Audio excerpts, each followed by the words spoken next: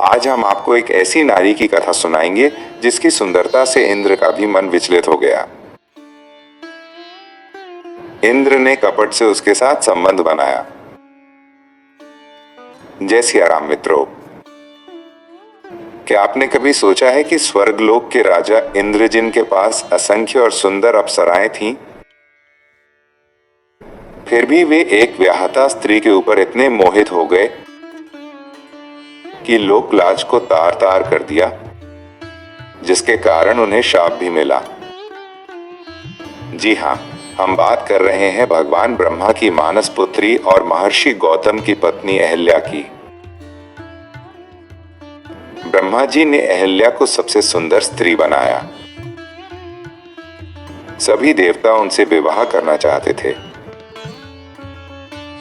ब्रह्मा जी ने एक शर्त रखी, जो सबसे पहले त्रिलोक का भ्रमण कराएगा वही अहिल्या का वरण करेगा। इंद्र अपनी सभी चमत्कारी शक्ति द्वारा सबसे पहले त्रिलोक का भ्रमण कर लौट आए। लेकिन तभी देवर्षि नारद ने ब्रह्मा जी को बताया कि ऋषि गौतम ने इंद्र से पहले त्रिलोक का भ्रमण किया है। नारद जी ने ब्रह्मा जी को बताया कि अपने दैनिक पूजा क्रम में ऋषि गौतम ने गाय माता की उस समय परिक्रमा की जिस समय गाय माता एक बछड़े को जन्म दे रही थीं। वेदानुसार इस अवस्था में गाय की परिक्रमा करना त्रिलोक परिक्रमा समान होता है। इस तरह माता अहिल्या का विवाह अत्रि ऋषि के पुत्र ऋषि गौतम से हुआ। अहिल्या से विवाह न हो पाने और उनकी सुंदरता के चलते इंद्र इस अवसर की तलाश में रहने लगे कि किस प्रकार वो अहिल्या के साथ सहवास कर सकें। इसी के चलते इंद्र ने अहिल्या के पति महर्षि गौतम की दिनचर्या पर नजर रखनी चालू कर दी। इंद्र ने देखा गौतम ऋषि प्रतिदिन भोर होने से पहले उठते और नदी किनारे नित्य कर्म व तपस्या के लिए चले जाते। इंद्र ने यही मौका चुना और मन ही मन योजना बनाई। एक रात जब दोनों पति पत्नी सो रहे थे, इंद्र ने अपनी माया से ऐसा आभास कराया जैसे भोर का समय हो गया हो। ऋषि को लगा कि सुबह हो गई है। वे नित्य कर्म के लिए नदी की ओर निकल पड़े। इधर इंद्र ने जैसे ही देखा गौतम ऋषि आश्रम से दूर चले गए हैं, उन्होंने ऋषि गौतम का रूप धारण कर कुटिया में प्रवेश किया। अहिल्या को भ्रम तो हुआ, लेकिन पति के रूप में आए इंद्र ने प्रेमपूर्ण बातें की और छल से अहिल्या को अपने वश में कर लिया। दूसरी ओर जब गौतम ऋषि नदी किनारे पहुंचे तो उन्हें आभास हुआ कि यह सुबह प्राकृतिक नहीं है। सारा वातावरण असामान्य लग रहा है। उनकी ध्यानमग्न दृष्टि ने तुरंत भेद पकड़ लिया। वे क्रोधाग्नि में भरकर आश्रम पर लौटे और वहां उन्होंने देखा उनकी शैया पर उनके ही रूप में इंद्र और अहिल्या साथ लेटे हुए थे। अपनी पत्नी को किसी दूसरे पुरुष के आलिंगन में देख गौतम ऋषि का क्रोध अब ज्वालामुखी बन चुका था। सबसे पहले उन्होंने अहिल्या की ओर देखा।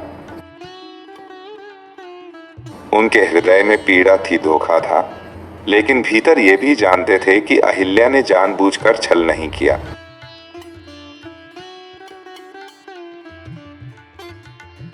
फिर भी धर्म और मर्यादा की रक्षा हेतु उन्होंने कहा, हे अहिल्या, तू इस छल का शिकार हुई है। प्रायश्चित स्वरूप आज से तुझे पत्थर बनकर तपस्या करनी होगी।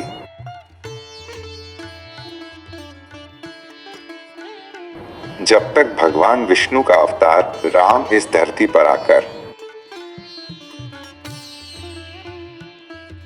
तुझे अपने चरणों से स्पर्श न करें तब तक तू इस शाप से मुक्त नहीं हो सकेगी।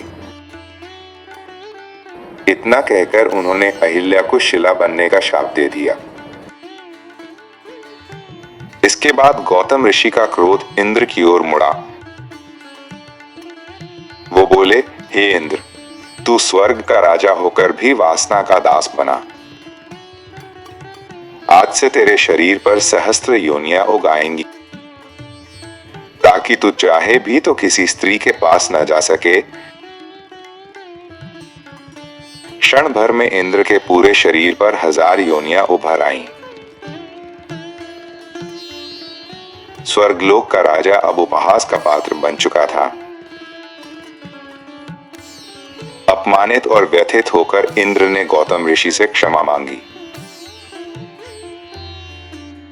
ऋषि का हृदय विशाल था। उन्होंने कहा, इंद्र, मेरा शाप वापस तो नहीं होगा, परंतु तेरे शरीर पर जो योनियां हैं वे कालांतर में आंखों में बदल जाएंगी और लोग तुझे सहस्त्र नेत्र इंद्र कहकर पुकारेंगे।